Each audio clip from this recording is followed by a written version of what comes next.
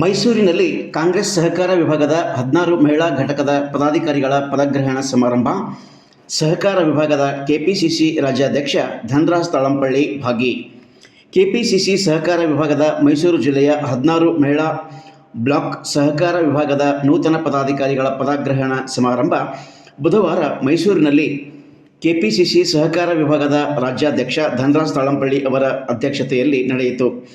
ಮೈಸೂರು ಜಿಲ್ಲಾ ಉಸ್ತುವಾರಿ ಹಾಗೂ ಸಮಾಜ ಕಲ್ಯಾಣ ಖಾತೆ ಸಚಿವ ಡಾಕ್ಟರ್ ಎಚ್.ಸಿ. ಮಹದೇವಪ್ಪ, ಮೈಸೂರು ಗ್ರಾಮೀಣ ಕಾಂಗ್ರೆಸ್ ಸಮಿತಿ ಅಧ್ಯಕ್ಷ ಬಿ.ಜೆ. ವಿಜಯಕುಮಾರ್, ಪಕ್ಷದ ವಕ್ತಾರ ಭವ್ಯ ನರಸಿಂಹಮೂರ್ತಿ, ಸಹಕಾರ ವಿಭಾಗದ